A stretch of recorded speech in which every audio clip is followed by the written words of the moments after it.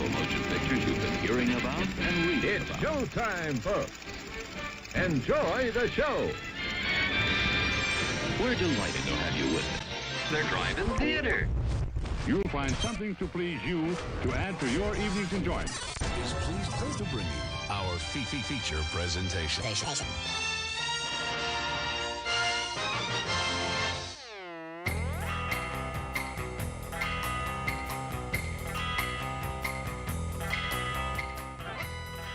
Whoa, what's up, dudes? How's it going, everybody? Hang on while I get situated. It is Monday night. It is time for the Drive-in Speakerbox. I am your host, the boom operator, as always. Are we going in order? Or, Well, normal, yeah. I'm the grip, and look who we have here. In the studio today, we've got the producer, the return. Fundamentals. What's up? We thought we would bring him in tonight because in episodes past, if you've been watching the show for a while or listening to the show, you'll know that the producer and the grip here have many a time had discussions about Mortal Kombat.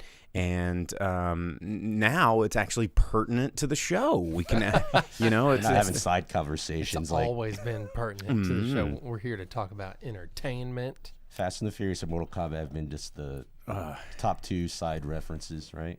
Mm-hmm. If we were to go back and parse through everything, Well, so many conversations. wait for that crossover. Fast and Furious, Jurassic World, Mortal Kombat. Well, let's not get ahead of ourselves too far, because then Fast and Furious could be one of the realms. Who knows? Furiously Jurassic. But anyway, we're gonna be talking a lot about Mortal Kombat tonight. I think that's gonna be a big portion of the show because I know I didn't see it. None of us saw it together. I don't think we all saw it independently of one another, and neither of us are really gotten to share our thoughts and views and experiences with Mortal Kombat. So we thought we would share that with you guys tonight, live on air. Yeah. So if you guys are tuned in, share it, like it, subscribe it over on our Facebook, our Twitch, and our YouTube. We're streaming here live.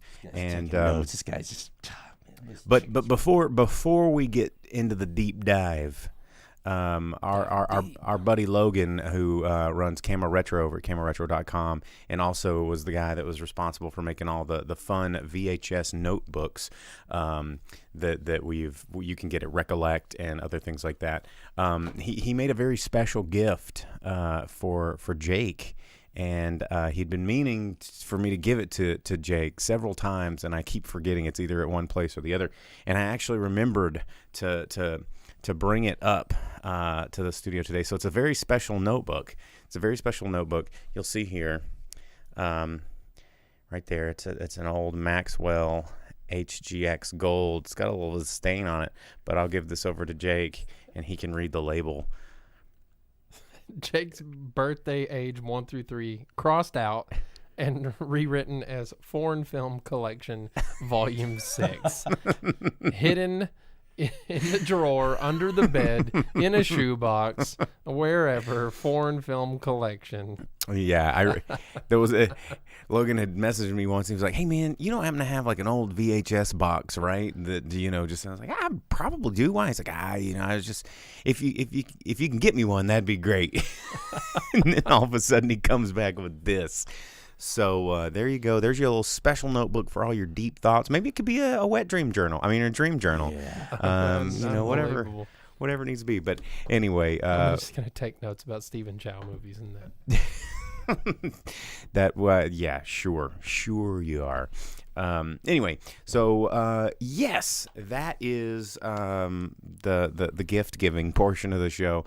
We need to make you one that says Bo's Up and Comers. I'm pretty sure that's already a video series on Pornhub. What's up, Sam? What's up, Johnny Dalton? What's up, other Sam? What's up, Counterexample? Everybody in the all three viewing platforms represented tonight. What's going on, guys? And shout out to everybody who's listening to this in the podcast later on into the future. Thank you guys for downloading. Before we get into Mortal Kombat discussion, last night was Oscar night. Everybody was talking about Oscars, Academy Awards, blah, blah, blah.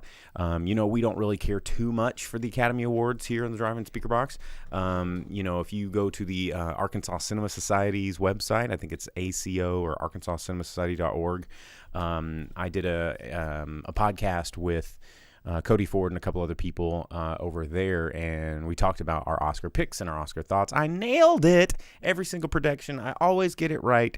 This particular Oscars was very easy to call because the Oscars, have somehow evolved from a award show about movies being given to other filmmakers by filmmakers for filmmakers, and instead it's become a People's Choice popularity contest, which is kind of strange. I mean, it's like, where are the people? I don't see people up in arms about sound editing and sound mixing, or all this kind of stuff. But for whatever reason, we pick and choose the awards we want to win our battles for, and this Oscar was no different.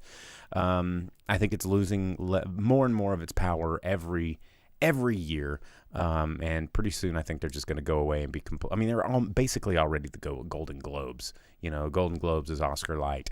So, Jake, thoughts on Oscars? Are you just going to avoid touching it with a 10-foot pole?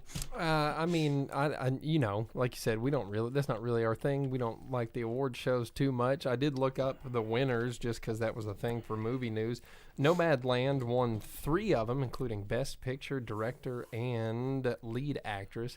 And China censored all of that. So that was also in the news, which was something we talked about before because China was like, oh, no. Why, I never. Can't do that. Can't talk about old Zhao. She's not okay in here. But you know what? There was something that was actually kind of cool about it. And no, I don't remember what I don't remember any of the cool parts. You know what was funny is that production design and cinematography were both won by Mank, which is a movie about a movie that's famous for its cinematography and production design. That was such an easy call.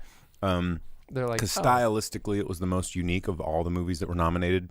And again, it's a movies about making movies. Well, it's like Citizen Kane is famous for its cinematography and production design, right? Because we talked about that the other day. You could actually see the roof, which is something that you never saw because sound studios or whatever. And then the cinematography, and everyone's like, well, the movie's kind of boring, but the cinematography for the time. Yeah. And so they gave the 2 awards for that to the movie about those things. So that's kind of funny. It's so predictable. Shout outs to Blake over at Rock Hill Studios, the Rock Hill Studio gang. And again, shout outs to them hooking me up yesterday. I know you guys don't know about much of my day to day that's not this, but I needed some sound gear yesterday for a project and called up old Blake and I was like, hey, I know it's Sunday.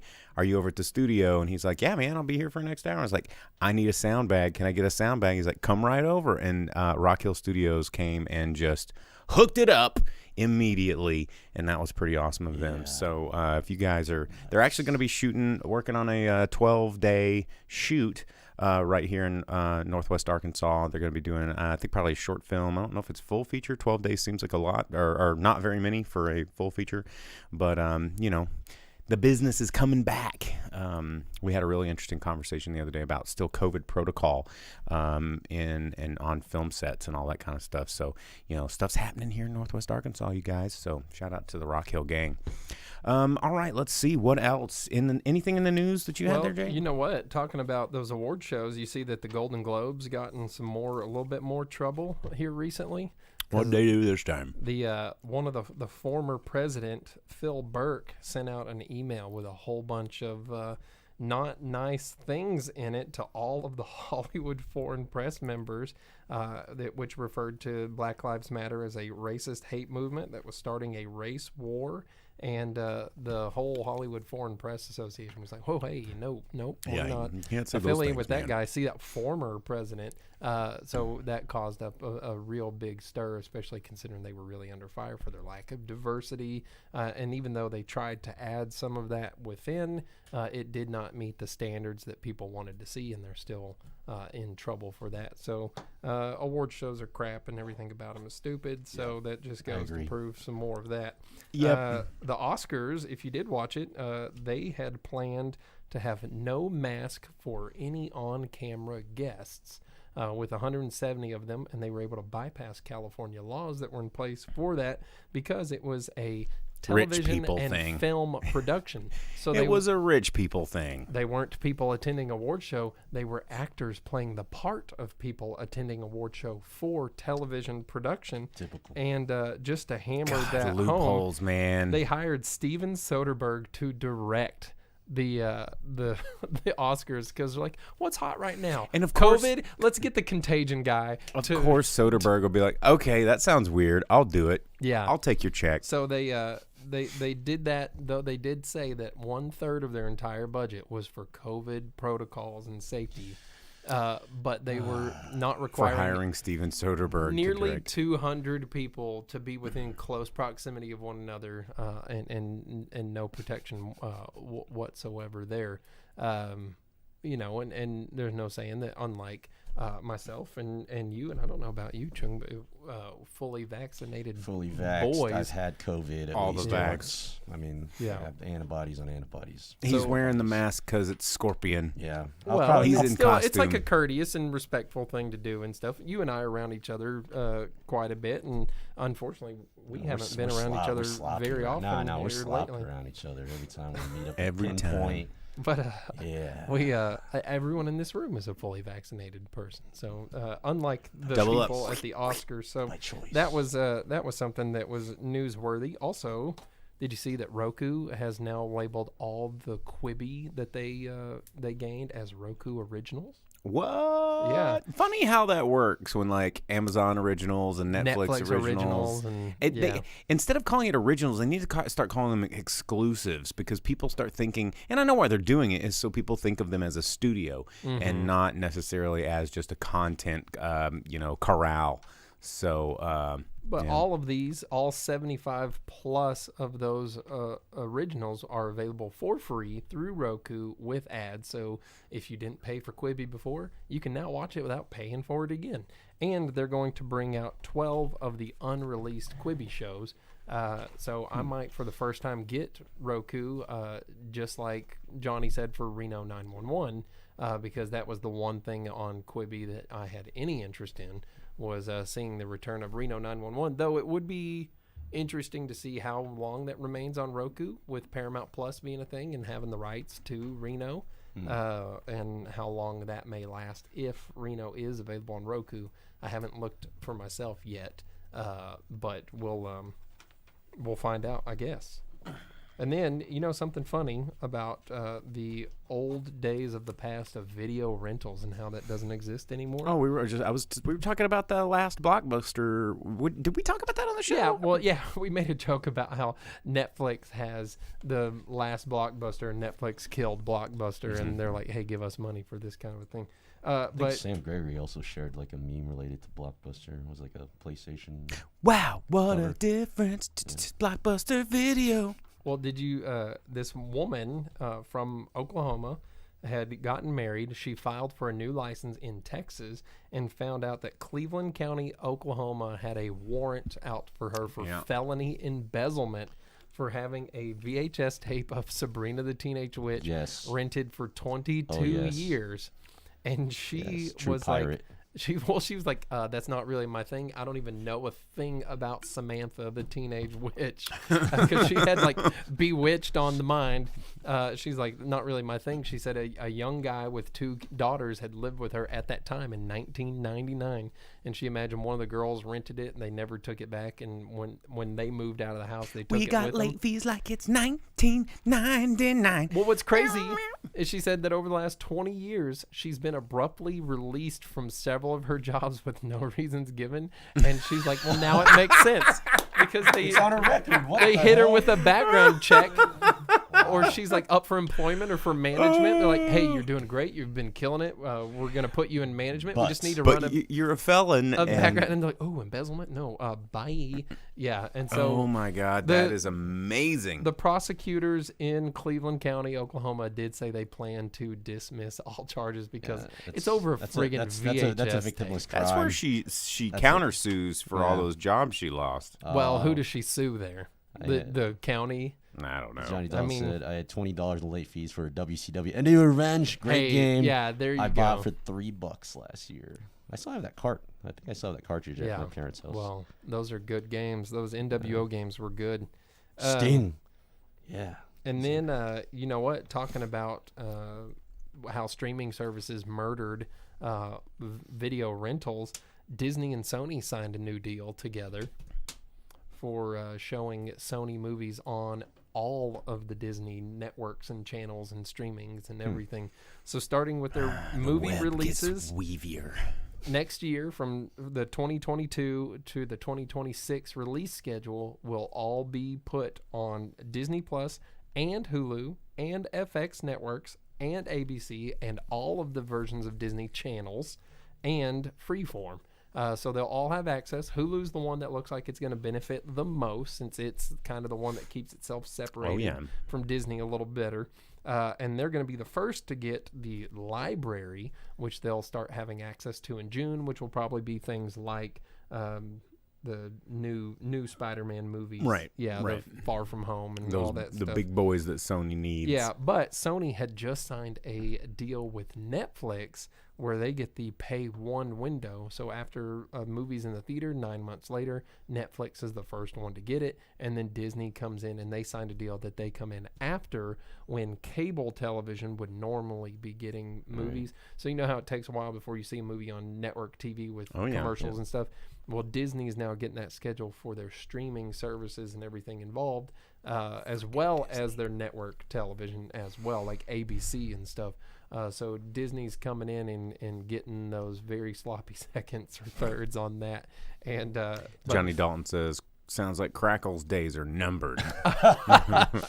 Dude, Crackle's cool. I totally forgot about Crackle. There's lots of access to Godzilla movies on Crackle. Believe it or not, if there's a weird old movie that you're looking for and you're like, man, I'm trying to think of this movie, go to Crackle. Plus, it had Joe Dirt 2 as a Crackle original. Crackle original. Really? Yeah. Oh, wow. Really? Joe Dirt 2 existed? Yeah, remember that was a thing?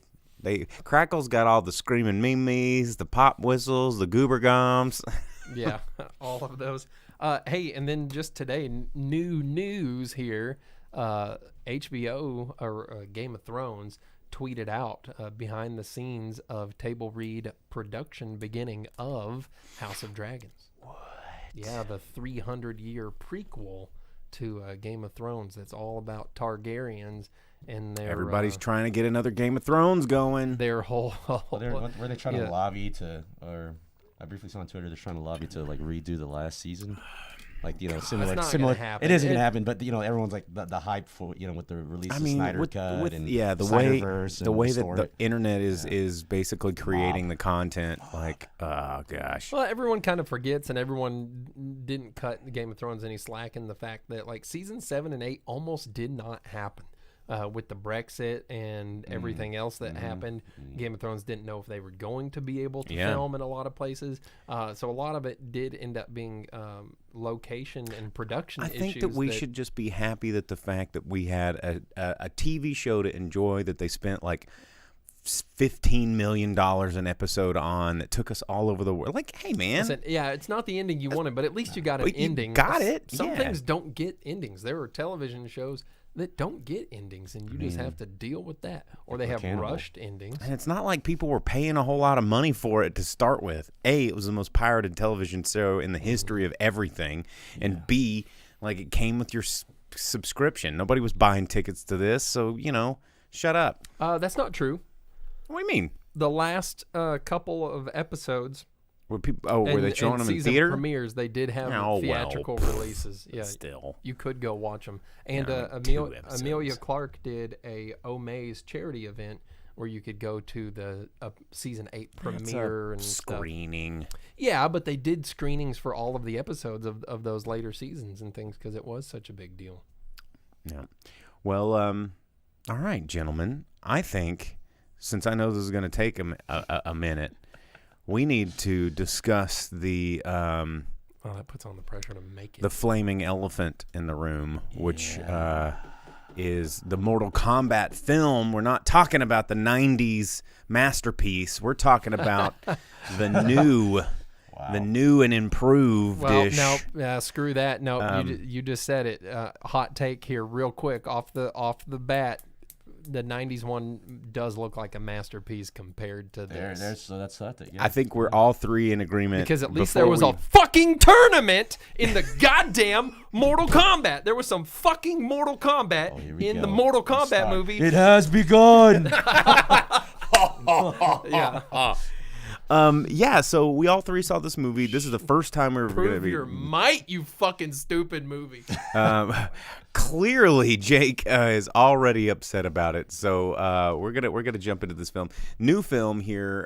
You know, a lot of talk going on about this. A lot of people talking about how much lore has gone on since the original film. So many new games. So deep.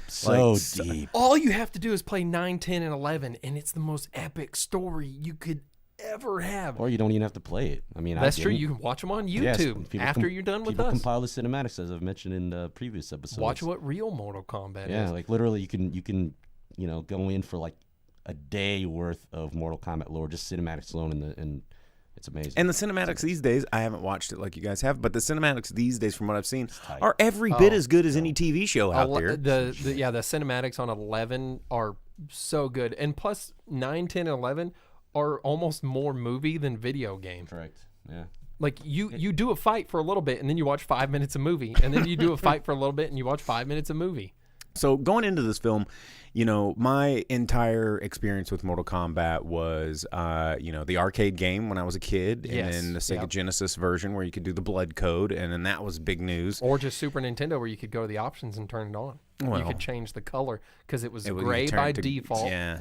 You But could turn it to sweat. red or green Yeah, or you could something. turn it to Sweat. red and green. It was originally Sweat, though, in the SNES. When Nintendo was, they were, not very, didn't like the violence. They didn't like the violence, but they had to have the game. It was a big popular game.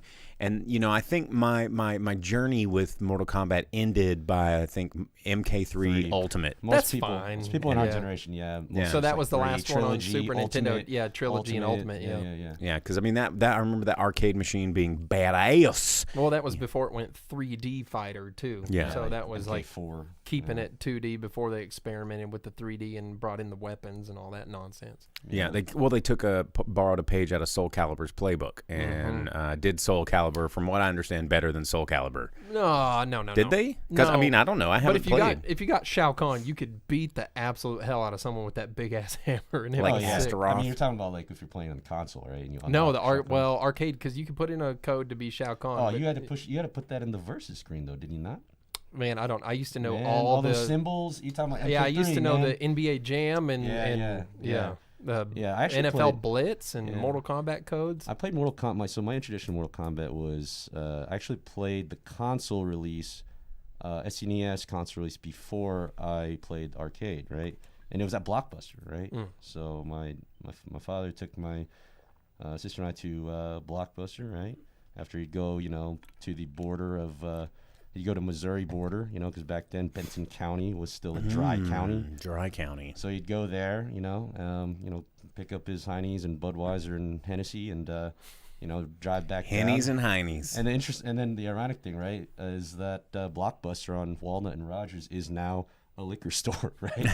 So Full circle. Yeah, full circle there. But yeah, I saw the movie. I saw the original '95 movie at the theater. And at that age, I guess, probably shouldn't have been watching it. Whatever. I mean, it's The original movie wasn't that PG-13. violent. It was PG-13. right? I watched that original movie. The worst violence in the whole movie was Johnny Cage punching Goro in the nutsack. Right in the right? Cracker Jacks. Yeah. That first film, when it came out, I saw it in the theater as well, and I had a younger cousin. Shout outs to my homie Chandler, who's a grown ass adult now. And there was one summer where he was staying with us, and every single day he wanted to watch Mortal Kombat, and we had the DVD, and we watched that movie probably 190 times over the course of 30 days. And, and it still was, I mean, as much as I got tired of watching it, it was still pretty good. And at the end, it's, that Orbital song. It's like, oh, no. I'm still like, yeah, dang. In the first It movie, ages pretty well. Liu Kang was Liu Kang. Liu Kang was the chosen one in the And original movie. Johnny Cage was Johnny Cage, and you're like, yeah, that's exactly how it should be. And then the other characters were kind of whatever, Raiden was I mean, he was Christopher Lambert. He was the Highlander, so I mean that was Yeah. kind of cool. And Sub-Zero did the Sub-Zero thing. He turned a dude into ice. He punched him to pieces. And Reptile did exactly the same exact Well, shit no, in this Reptile movie was- as the old movie. Not- being a CGI nonsense the way they- monster. Yes. I mean, it was '95. How they introduced Reptile in the original Mortal Kombat, it was unique. I actually liked it. Yeah, but Just the technology wasn't there yet. Sure. you got a Scorpion and Sub-Zero that were Scorpion and Sub-Zero. You got a Johnny Cage. You got a Liu Kang. Khan. There was kind of like a Sonya Blade there that was And you Sonya got Blade-ish. you got the Shang Tsung. No, you got Kerry Hiroyuki, what's his last name? Tagawa. You got Kerry Tagawa being Shang Tsung to the point where so is mine. in Mortal Kombat 11 Aftermath, that is the canonical look of Shang Tsung is Kerry Tagawa. Yeah, they actually did that. Yeah. They paid homage to Carrie in the MK. Yeah, that was beautiful. Because I mean that he is Shang So Tsung a couple now. steps back on the original, we're talking about the original MK95 release, right? Doing the comparisons here. So, I mean, Sub-Zero and Scorpion, they were introduced as blue ninja, yellow ninja, similar to how And that they had beef. Yeah, and they didn't really go into that they had beef, but because they had Scorpion fight Johnny Cage. yeah, and, but to be fair, the original game, the original Mortal Kombat game, they were just introduced. It was a palette swap, right? I mean, they built because of the limitations of technology, and the memory constraints at the time, right? They introduced and then they built the story around just those limitations, and how they've evolved. How to they've that. evolved. It's just nuts. Well, Like, the and story arc there's is such a ridiculous good now. story about that they've created in the games and stuff like that they just decided to throw away in the new movie of the Sky Gardens occupied by the Shirai Ryu, which is what they're called in the game. Sure. I did like that they pronounced it correctly in this movie. Yeah, Japanese. Yeah, they made it Japanese Shirai Ryu instead of Ryu, but they didn't call him Lord Raiden. They still call him Raiden. So whatever, you gotta be consistent here. You pick movie. your battles. Yeah, be consistent. But they have the Shirai Ryu and the Fire Gardens attacked and slaughtered by the Lin Kuei. And in this movie, they're like, well, what if it was 400 years ago instead? Fuck that. This is the dumbest that? idea. No, What's the beef there? because Sub-Zero's not immortal, and how can you bring in Kuai Lang Sure. if Bihan is an immortal? Sure. I mean, I get your beef there, but I mean, with Shang Tsung, I mean, how Joe Taslim plays Sub-Zero, by the way, right? And then when he ultimately just murks, the whole clan, right? Hanzo Asashi's clan, including, his spoiler alert, just pretty much murders everyone. I mean, he still looked human, right? He was still mortal, right? Yeah. And then he was introduced later as, he was, an Earthrealmer himself originally, right? Yeah, Now- the Lin Kuei fought for Earthrealm. Yeah, they fought for Earthrealm, but however, there's history that they were, frequently used as mercenaries by Outworld. And so by the time Mortal Kombat 1 came around, the first tournament, chronologically, in the video game, like, that's where they didn't explain this. It would have been nice, but you automatically assume with his weird, pale, crazy face. It's like Shang Tsung may have used his sorcery. I mean, it's assumption to maintain like him being alive, right? Well, he but should have Shang died as a Tsung- mere mortal. Like, Shang you're Tsung right. only has the long life because he was a He's winner over there of Mortal slurping on Kombat. people's Yeah. juice. No, So a he's mixture a- of Shang Tsung and then his Sub-Zero's bloodline as a chiromancer, him and his brother. But the Lin Kuei don't help Outworld until Sector takes over and signs up with them. They were free. They were kind of free agents, bro. I mean, they kind of broke. They kind of mentioned that in Mortal Kombat Mythology Sub-Zero on the original PlayStation, right? Well, no, they weren't working for Outworld. They weren't working for They them. were given a contract that was given to them by They're mercenaries. Quan Chi to save Shinnok by taking the amulet. amulet, But then which- Raiden's like, put that shit Yeah, back. yeah. In the cinematic, it shows that. By the way, if people want to look up the. It's a Mortal live Kombat- action. Yeah. cinema. I mean, the acting is terrible, in that, but it was, a marvel at its time because. But they look like the characters, Correct. which is sick. Correct, but my point is like the Lin Kuei, they are historically known to up until Sub-Zero or Kuai Lang ends up becoming Grandmaster later on, right? Yeah. they were known as sort of free agent mercenaries, right? So I know there's a bone to pick. Like it goes back to the flow of the movie, right? But to the point that they would help Outworld take over Earthrealm and put into jeopody the whole reason the Lin Kuei are even there, because there's no way that Shao Kahn would let the Lin Kuei exist. There was no development. You're absolutely right in that. It goes back to, did you feel like as you're watching the movie, you guys feel that it was almost like, this is not an apples-to-apples comparison. However, think back of the original Man of Steel theatrical cut, or even Batman vs Superman theatrical cut. How it just it was just jumped around, and you're like, somewhere in the studio they cut out like probably a good half hour of shit to kind of guarantee hopefully you flesh they that shit out. trimmed a lot of it was story quite out obvious. of this movie. And it's not just me being a fanboy and be like, I bet it's there. It's probably getting better. Hopefully, a lot of what they cut out was the dialogue they deemed not good enough, because the dialogue they gave us is trash, like Sub-Zero, where Shang Tsung, 400 years from the point that you first meet Sub-Zero, is like, oh yes, Bihan, and he's like, I'm no longer Bihan, I am Sub-Zero. And it's like, bro, really? It's been 400 years, and you're just like, oh, you know what would be sick? Sub-Zero. I've been doing this cold thing for about 3.5 centuries. So compared to the original movie, how we said, they were just sort of this.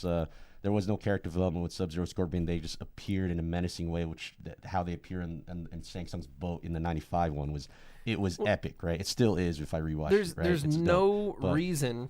So you think they should have doubled down on like the Hanzo Hasashi and Sub-Zero and just let it revolve around that instead of trying to shove? Cole Young is a trash character, and he's a dumbass thing to base an entire story of a movie around. Cole Young was created for this movie, and then they're like, well, how do we justify Cole Young? Cole Young's the guy with the Aquaman armor and the sticks, right? Pretty much. Okay. Well, and I have more about that in a minute, about his cherry-picked, his dumbass Akana, whatever the fuck Akana is supposed to be. And so the whole thing is that they made Cole Young, and they set the Lin Kuei versus the Shira Ryu in the past so that they could justify him being a descendant of Scorpion. There's no reason for the Shira Ryu and the Lin Kuei to not be contemporary. They're fucking ninjas. They can keep their ninja style outside of society and be contemporary and still live contemporary, so that you can have more story and character. There's going to be 4 more of these people if this makes HBO any kind of money. Oh, which it has. It's clearly making them money. People want to see the gore, and they watched it. And that's not enough to people to love base a the movie. shit out of Kano for some reason. Because he talks he had like the zingers. Aussie man. Yeah, he had the zingers. Yeah. He saved. Oh, you kicking me in the dick. He kind of. No, he goes, oh, is that the only? Don't you know any other moves when Liu Kang is they did sweep the spamming him sweep because they're like, spam. oh, you know what people do in video games would be real funny. People Yeah, fall in the I movie. don't. Some of the folks that I watched the movie with, they really enjoyed that. However, like afterwards, when me and Sam Mack we spent about a few hours, like after the movie and the following morning, talking about it. And I mean, those little they try to be a little too cute. And I know that you want to pay flawless victory. Yeah. Like, And then Kano wins. Yeah. And then Yeah, and Kano, if you think about it, though, I mean, if for the casual moviegoer, non-Mortal Kombat fanatic that just wants to, he at least had some character to him. Yeah, his story arc was a little better, but then I wish they would have explained the Black Dragon a little better. Yeah, Would you dude. say the midpoint of the movie things just fell apart? There was a point where they were like, oh shit, here's a little opportunity for character development with Kano, especially when Cabal for whatever reason is over in Outworld, like hanging out and going like, I guess I'm immortal now too and living on Outworld. Where have you been? They make Cabal instantly evil. He's already transformed. He's already burned, and he's already working with Shang Tsung. They instead of having Cole fucking Young, dumbest goddamn character, they could have had Cabal and Kano in the Black Dragon. They could have had Sonya and Jax fight the Black Dragon. They could have had Cabal's accident when he tried to defect and help them, and then have Kano capture him, lie to him about what happened to him, turn him into evil Cabal, and we could have had some characters in this goddamn stuff instead of getting Nitaro and friggin' Reiko and people that no one care about and whoever the fuck Cole Young's supposed to be. Right. And his dumbass family driving a stolen Suburban like assholes. If we had to test your might, like actual setup right here, like I think Jake would just destroy us all. He's going so aggro right now. Dude, He's gonna find his Akana before all of us. Yeah. let's talk about how... So back to Cabal and Sonya, right? So back to Sonya. Sonya was there's so many characters that you can tell who the who the experienced actors were, obviously, or more experienced, right? Now with Sonya, I feel like the screenwriting just totally was a waste of her character, because back to the Black Dragon, kind of building that up. Recall in the original, she had this vendetta. She had a mission. She was very adamant about going onto that boat. Remember, Jack's like, "Don't get on that ship, Sonya," right? Because the backstory was that they explicitly mentioned that Kano killed her old partner, right? Now, I don't know why they didn't decide to do that, other than create that little cop out, Kano, turning on Earthrealm, just after after him and Cabal jerking each other off in that, in between that force field, right? Yeah. That was a waste of her character, and that could have been a more powerful female character, or character that happens to be female. Sonya has a rich background in that. And it was just made her out to be like this. Oh, well, I don't have my marking. I don't get to play in the boys' club. The whole thing about the marking thing was so dumb, and them getting powers from the marking and the Akana thing, and the whole thing about that is, what are the coincidences of these fucking Akana powers? Kano's eye gets scratched, all of a sudden he can shoot lasers out of it. Jax loses his arm so he can grow more machine arms, and then friggin' dumbass Cole Young gets given a bracelet, and he gets a fucking shirt made of what he gets sick of threads. Invincible. But he had some plot hellfire. armor. He got some hellfire right here when he got hit. He to got show that he's got the Hasashi lineage, the bloodline. Dumb right? as hell, and it kept his dragon spot right where he was a dragon. No one else got to keep their dumbass dragon spot. Oh boy! And friggin', it turned into threads on him. It was like armor threads. What if he would have been wearing an anklet? Would he just have armored pants instead? I would hope so. What if he was wearing a necklace or a headband? Like, how does this make any friggin' sense? And then Sonya, she just gets crazy powers that she learns to use in 3 seconds. Yes. Just so they can have a finisher from the game that she doesn't even finish the finisher of, because she doesn't reach in and snap the spine out. They're- Don't do it if you're not going to do it. And why give her powers? Sonya has weapons. That's her thing. She's special forces. You don't need to give everyone friggin' powers. That's not part like of it. Stryker. Do you think they? Wow. Stryker's power is shooting people. He's got a nice stick and a pistol. cop. But that's Sonya's cop. powers too, is that she shoots people. She doesn't have powers. That's the whole thing about her. Cassie has powers because Sonya got it on with Johnny Cage and got his super Shinnok murder powers. Yeah, so they kind of built upon. I mean, we're kind of going on a tangent with MK11 or MK10, 910 storyline, but yeah, it's kind of cool how they explain Johnny Cage's. Remember everyone's the shadow kick and all the and at least in number 2, you can see Mortal Kombat 2 the game. You could see the green backdrop of his green energy balls or whatever and all that, and they explain why it's green and why they have this certain DNA or something to fight this one of the fallen elder god Shinnok. Which, speaking of which, the amulet. Okay, so that there's a scene in there. It's in the trailer, right? As well, if you were to pause the trailer, and in the trailer, they're all. This is when they get to Raiden's temple, right? And then that's when Kano tries to be cute and jack the amulet, and it's literally a carbon copy straight out of the video game Shinnok amulet, and that's So- they just sprinkle those Easter eggs. And then Kitana's fan was in there. Kitana's fan, and in the paintings, you get to see all the things that you would want in a And the Mortal Kombat news movie. clip. Yeah. Are you talking about the movie? Night Well, Wolf. so And you the get, Night Wolf you and the get news Night clipping? Wolf, you get the poster of Johnny Cage early in the movie, which they make sure to show you later on. But you have Shao Kahn in a painting, which looked cool. I'm like, give me that Shao Kahn. You have Rain's parents, which I can't remember what his half brothers' names are, but Rain's parents were the guardians or gods of that world, just like Raiden was the god. He's like the god of the realm of Earthrealm. Yeah. But the whole thing is, Rain was Edenian, Raiden has Shinnok's amulet in this movie. I don't care about spoilers, y'all. This movie's a fucking turd. There's no spoilers to give away. It's dumb as fuck. There's your spoiler. But so Raiden has Shinnok's amulet, and then later Raiden says, oh, elder gods can't get involved. That means I can't get involved. You're not a fucking elder god, Raiden. And now if he has Shinnok's amulet and he's saying that he is an elder god, then he can get involved. The whole purpose of Mortal Kombat, which they even explain in this movie, is that the elder gods made it where Mortal Kombat exists so that Outworld can't just go invade other realms willy-nilly without the 10 wins over Consecutive Earth wins. Realm. And the whole thing is it's set up by the goddamn elder gods. Guess who's 'Cause the they're lazy. fucking referee here? The fucking elder gods. So if Raiden is an elder god and Shang Tsung's bringing his dumb ass through his black smoke, walking through like that's a goddamn thing to do with fucking why they use black smoke? It confused the yeah, fuck out of me because I was no just reason. Why not open a portal? It would look cooler. The black smoke was dumb. make it look like the portals how when they introduced it in Mortal Kombat 2, right? Yeah. You know, when you had the Shadow Priest guarding the portal, you don't have to bring Shadow Priest and shit in there in this movie.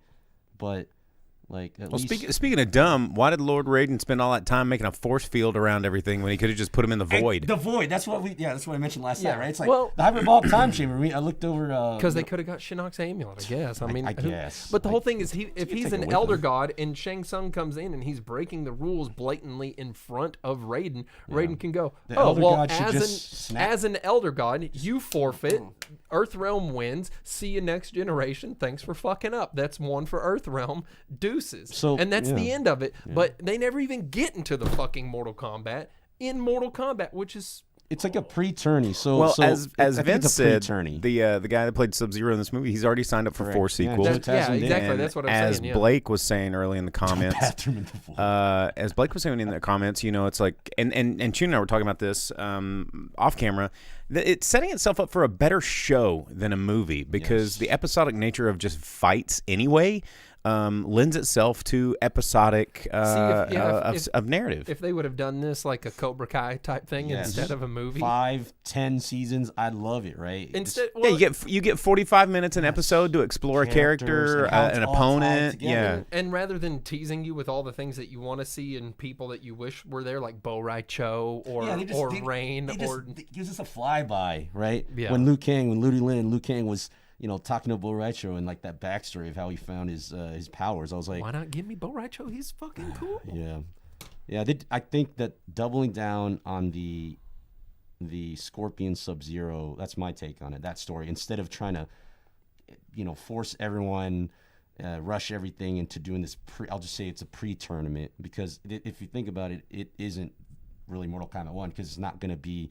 The tournament's supposed to take place on Shang Tsung's island. Right? Yeah, right. And That's you just want to preemptively like, all right, flex, and then just it was just everywhere. Right? And instead, they filmed in the outback the whole friggin' time because they put Yeah. the Thunder and Storm God's temple in the most arid fucking place they could And find. Liu Kang's just like, it used to not look like this. And Yeah, and well, they didn't even- Location was cheap. Dilapidated. Yeah, they didn't even bother to say like, oh, this is where the Earth's Jinsei resides, so this is why it's here, even though it's dude. weird for the Lord of Thunder to be here. And then they didn't give you any kind of anything to justify reasons.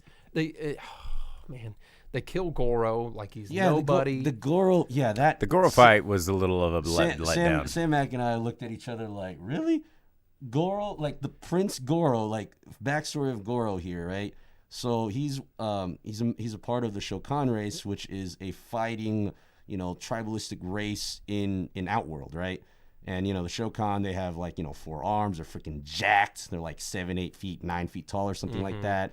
And so They're made to kick ass. They're made to kick ass, and and time again, they've been the most powerful of the Shokan have always They're been. half dragon. They're half man, half dragon, right? And you know, they got the strength to prove it, and all these special powers, and be able to spit, you know, Goro, you know, be able to spit fireballs out of his mouth and all that, right? And you know, they're usually like the generals, like in Shao Kahn's. They're the highest ranking, really, right? Yeah, because the 2 top races Centaurs, in Outworld yeah. are the Centaurs and the Centaur, Shokan, Shokan. and they're Yeah, always fighting. They don't get totally decapitated and beheaded by a guy that tapped out by an MMA guy in the first part of the movie. Yeah, my straight up. gosh. Like the weakest Yes. fighter in the group. And Yeah. they're just like, oh, and he murks the most badass dude around. But he has Hanzo's blood, right? Yeah, all of a sudden he got a magic sweater because he loves his daughter. Dude, and how many times are they gonna have Scorpion lose in that movie? Because if they wouldn't have been taking on Sub-Zero as two people, Scorpion would have got that's another bone to pick ruined at. again. Yeah, Scorpion kept getting spanked. Hundreds of years. I've only spent 400 years in hell. 400 years to literally basically become a specter by way of Quan Chi, right?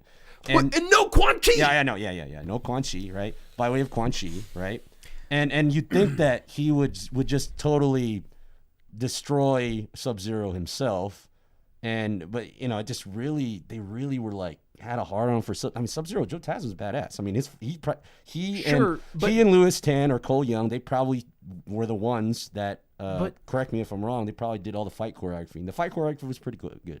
I don't know. I hadn't looked into it because I was so upset about the whole thing. But Sub-Zero was like major super. Why OP. make Bihan the evil guy instead of bringing in Quan Chi? You know what I'm saying? So they can retcon that easily. Well, no, they can't because they already showed Shang Tsung and he said death is just another portal, and he takes the bodies of Goro, Sub-Zero, all those, and he's going to make them revenants. Yeah, revenants. They're going to be revenants. Why is Shang Tsung making them revenants? That takes away anything that Quan Chi would be able to do because there's no way that Shang Tsung is going to give any fighters or power to Quan Chi since both Shang Tsung and Quan Chi are competing to be Shao Kahn's favorite sorcerer dude because Quan Chi's a demon sorcerer and Shang Tsung is a human sorcerer, and they're both trying to be top magic boy for Shao Kahn. Yeah, the omission of Quan Chi was like they could have had that in there during the Sub-Zero during the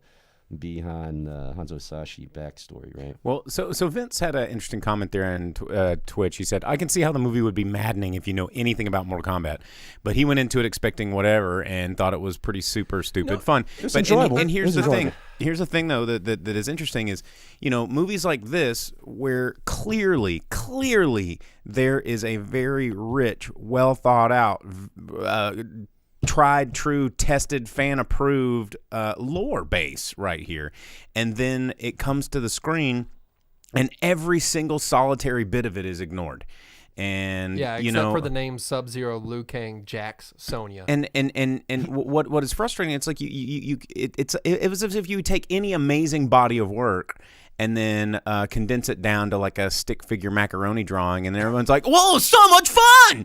And it's like, well, guys, you're missing out on something that could have been paint by numbers easy to be awesome.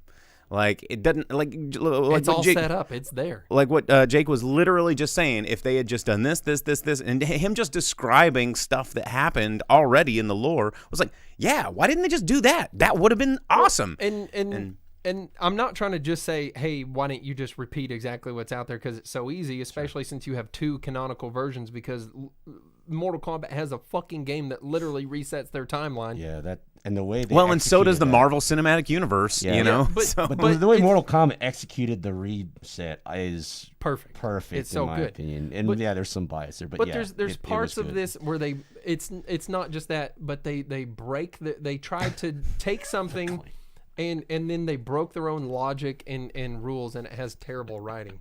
What is this? And McLean said it's the Percy Jackson film all over again. But so the thing is, where they said that Raiden was an Elder God and the Elder Gods control the tournament, but he said an Elder God can't get involved. None of that makes any sense. You have to. So they explicitly said he was an Elder God in the movie. He does. Yeah, he said I can't get involved because I'm an Elder God. No, he's just a. He's a demigod. He's a demigod that's assigned to Earth, and later on he, depending on the path they take with that, he could very well become an Elder God. Sure, but the thing is, I'm just saying, as far as like an enjoyable movie goes, they break their own rules. They establish something and then they break it, and you can't do that in a movie that's going to be worth anything. And then, fighting is cool, Jake. But and the dialogue and story, like guys like Kano going like, "Oh, sassy mouth jokes about wieners," right. And then it was like, "Ha ha ha!"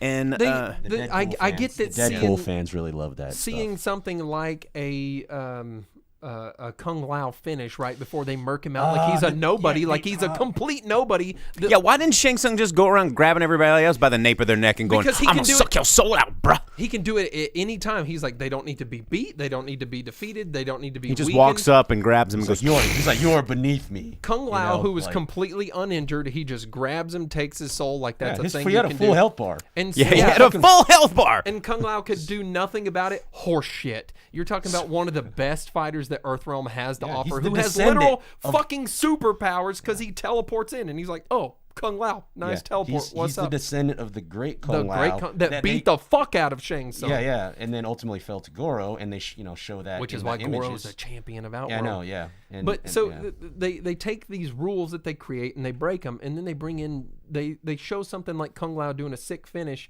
and he's completely uninjured. He's the best fighter of the group, obviously, because Liu Kang's getting wrecked by Cabal. God, Yeah, he and was Liu having Kang was two- such a punk he was- bitch he this was- whole movie. he was- the chosen one. He's too young. Yeah, it's like okay, we can say in his defense, well, this is the pre-Mortal Kombat, so he's still figuring his shit out too. But No, come he on, hasn't. He talked come about training on. since he was 4 Yeah, he was years old. training since he was 4 years old, and it's like they made him like they plot armored Cabal just so that they could set up Kung Lao getting his soul sucked out from him, right? Right. So he could struggle with Cabal, right? And it's Right. like that's bullshit. There's and then no and way. then cherry pick. Another thing was I mentioned the cherry picking of character just ran like with no rhyme or reason, right? With Natara, right? Natara getting introduced like that just to it's like they wanted to leave their roster of heavyweight characters for movie 2, 3, 4, 5. Yeah, right? so they bring And in- so they bring in a super Nobodies, obscure. yeah. Like Natara's like doesn't really get introduced. Yeah, she's been in the lore. She's been in 1 or Yeah. 2 games. Same thing Sure. with Reiko, and Yeah. they're just like.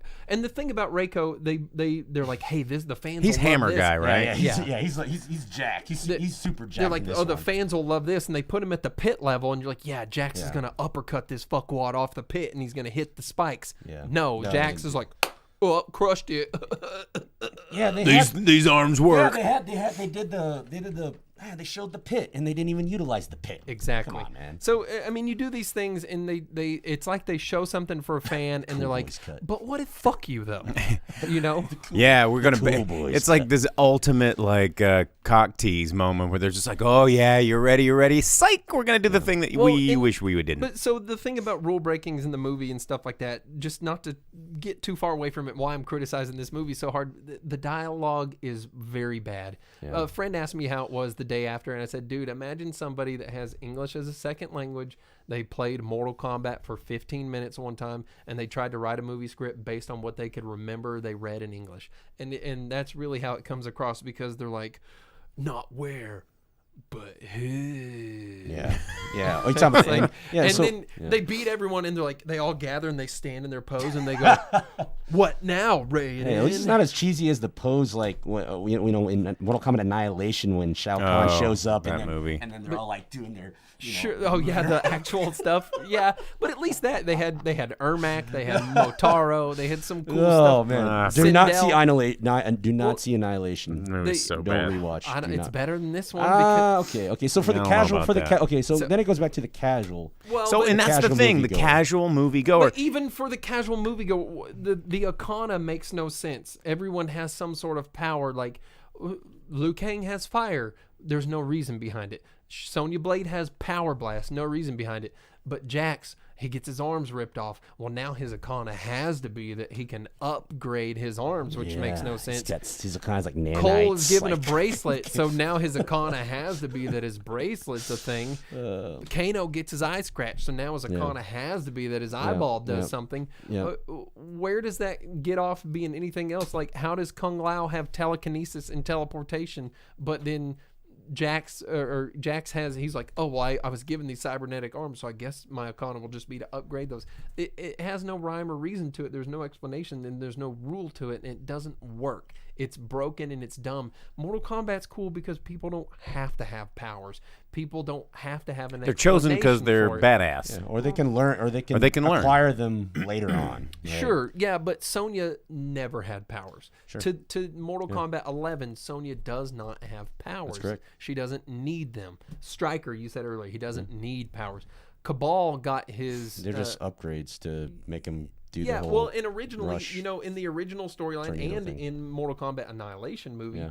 Jax's whole thing was that he got arms because he chose to. They were upgrades to himself. But then in the reboot, they had it where Ermac ripped his arms off, Yep. which, And then- fine. That's a good way to do it, and it works in those games, but it didn't work in this movie Jax because always gets dicked. It's funny Yeah. because in the animated film Scorpion's Revenge, which is a very good movie by the way, Goro. like he Jax always gets the shaft.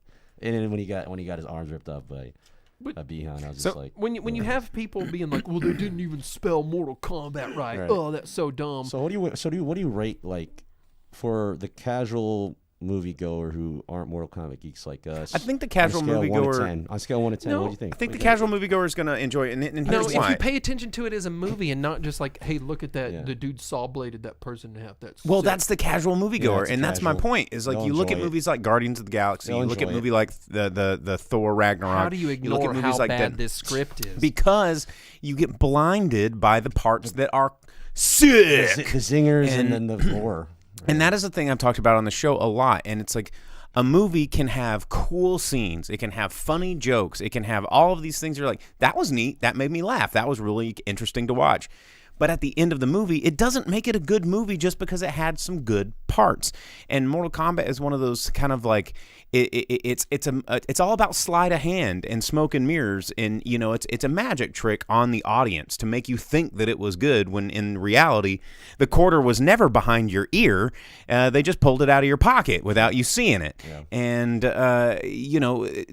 there were some cool things like watching Kung Lao's hat saw that bitch in half was pretty rad. Did it make that movie awesome? No, it didn't make the because movie awesome. immediately after he goes, flawless victory. Yeah, and it ruined that part for me. That's what I'm telling you. No, The I- script but- is horseshit. But that's me. But I know that there's a lot of people out there that'll see that stuff and they will go, oh, that was awesome, and that was awesome, and that was awesome. Therefore, this whole movie was awesome. And then they kind of forget. It's like I think I attribute it to like abusive relationships. People get in these things like, but you don't know them like I do. They were nice that one time. And it's like, yeah, okay, so you laughed that one time at Kano's funny joke, but the next 17 fucking jokes that he said were all stupid and a waste of time. And you're like, but that one was funny. And that's what makes people love these movies is they kind of ignore all of the parts that are kind of shit because one or two things were pretty sweet. Yeah, I gave on a I like to rate things, so I mean I gave it a 6 3/4, 6.75. I didn't even make a 7. Is that a personal That's or that's a personal take. I think for the casual moviegoer, I think it'll be enjoyable if that's what they're looking for, the zingers, the gore, everything that it you has just all the said. checklists? Now the flow of the movie, the original Mortal Kombat 95 one, it still ages. I was trying to pull the nostalgia. Like I was trying to take the bias. original I was film trying to take the flows bias like an out. action It flows- adventure. It flows like it. It flows like it may not be as super true to 110% to the lore either, but it was kind of like how I know you're gonna hate this comparison, but like sort of the Nolan versus like Batman for the casual moviegoer, right? That movie flowed better. It took a comic book or video game universe character And adapted it.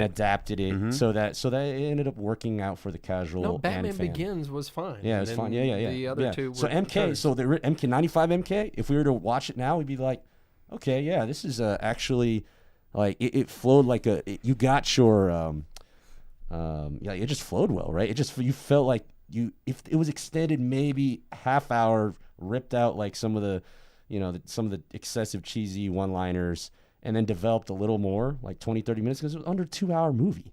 That's crazy. I thought like all of us, Sam Mac and I were like, Movies, wait, I thought that was going to be like 2.5 hours, 3 hours. movies used to be made better. Yeah. Yeah. As How many far as toasties? Scripts used to be better. But man, I can't get over how bad the script is. I think casual moviegoers like it because it's something that they haven't seen in a while movie and over a year since Annihilation or whatever, and it's not a sequel or anything like that. Whereas, and it's a fresh movie, and they've been watching series.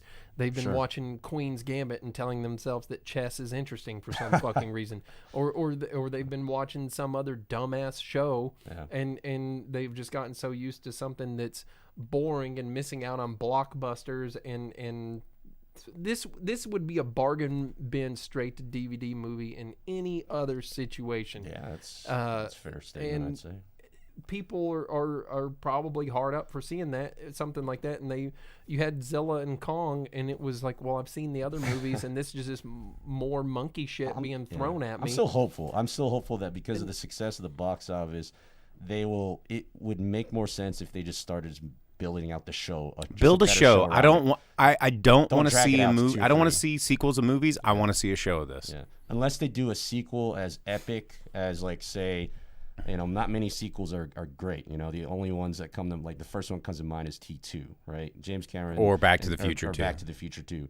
Aside from that. Or Aliens. Aliens is pretty dope too. Yeah. So those come to mind as, like, sequels that they go above and beyond, and they're, arguably even better than the original. I don't think they can pull that off. I'm hopeful that, they keep building that out, but just for the sake of making decent video game movies. But I mean, we can cross our fingers and think, hope that this was them dipping their toes into a thing to see if there's an audience for it, and then expanding on that world. What are you going to do now? Outworld has no Goro. Well, I don't know. We could talk about what's going on in Outworld. We could have a tournament. We could have if they threw in Kintaro just for funsies. I'd be why not put Kintaro in this movie and keep Goro for the next one? Sure. Or you just make sure we get that gender equality and put Shiva in there. And, but no, Shiva becomes queen of the Shokan, and you can't just have her going in. Her story arc ends up being pretty cool. You can't have her going in right after Goro gets murked out so hard, because Shiva, while still... All they'd have to do, I've got it, it's all written out.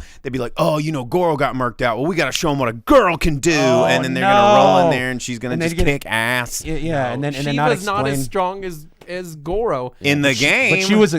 But however, she was actually a pretty good leader, as we saw, right? And she was more she was loyal. She was loyal to Kitana, but more loyal to Sindel. Sure. Because I mean, if you want to talk about bad boss bitches, Mortal Kombat's got a whole lot of them. Hell yeah, they got, and especially Kitana and Mortal Kombat 11. Dude, they threw that fan in there, so I'm like, they're probably gonna. If they mess up, how you gonna Kitana. have Molina? No Kitana, but whatever. Yeah. Man, when Bo, Jake, this movie. So someone in the comments said Street Fighter is it better than Street Fighter? The movie with Van Damme. No. Wait, it's not. Are you talking about Raul Julia? Wait. Street Fighter had Raul Julia and Jean-Claude Van Damme. JVCD, JCVD. JVCD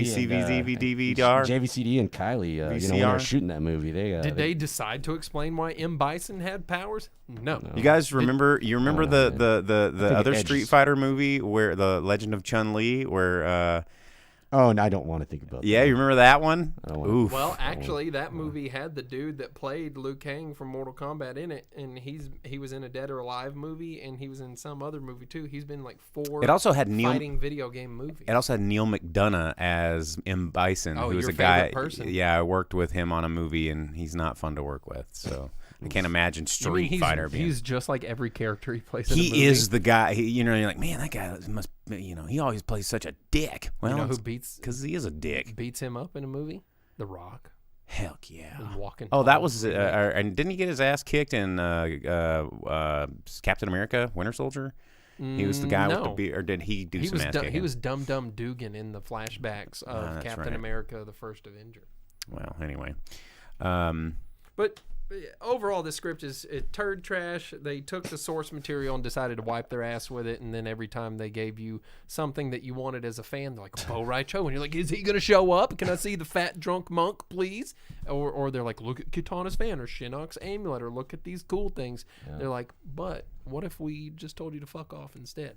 Yeah. So if you're a fan like us, you're not going to if you're kind of a fan, right? If you're on the fence about it, you're gonna like this movie. You're gonna like it. You're gonna enjoy it from the attributes we mentioned. If you like Sharknado, you might like this movie. Yeah. Like, no irony if you like Sharknado because your brain doesn't function correctly through meth, alcohol abuse, too many head injuries. So what would you recommend, like, people who really want to understand the Mortal Kombat lore and actually enjoy some good screenwriting, like, hop on YouTube, and there's plenty of people have to compile like a day's worth of. If you want to sound like these guys, there's plenty of there's plenty of ways to do it on YouTube. When you sign up for your HBO Max subscription to watch this movie, skip it and watch Scorpion's Revenge instead. Oh yeah, Scorpions. Did we talk about Scorpion's Revenge? No, we didn't. Oh, not near enough. Vince asked before we get out of here. You know, we're running out of time. He says also is the Hollywood character, which I believe he means Johnny Cage.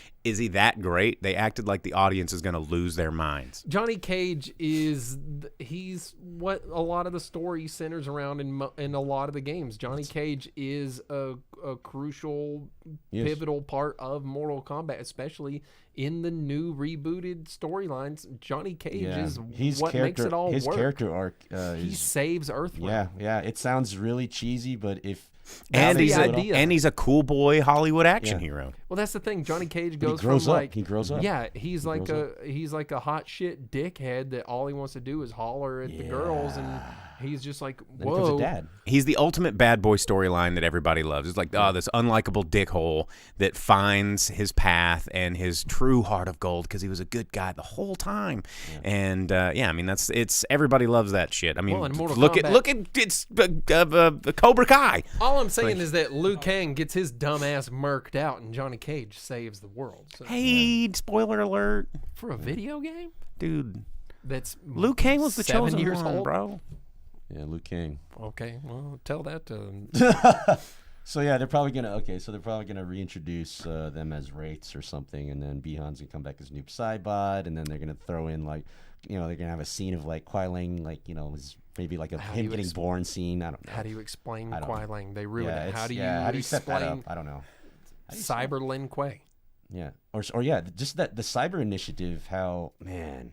Yeah, there's too much. There's too much. The script is turds. Everything sucks. I didn't like it. I thought it was. So Scorpion's Revenge, I would say, those of you who haven't watched, well, actually, by now we've spoiled most of it. If you still want to watch some, if you just want to enjoy some, like, one-liners and some cool, like, fatalities here and there, no big valleys, no friendships, nothing that corny.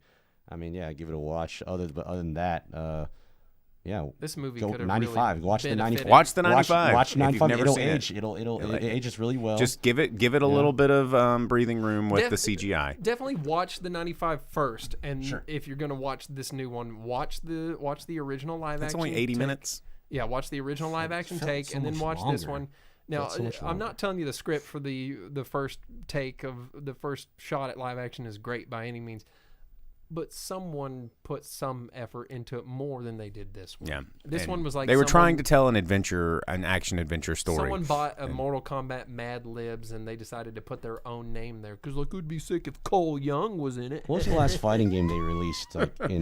Say a noun, hat. Say a action, slice. Yeah. Scorpion's Revenge in 95, Mortal Kombat 95.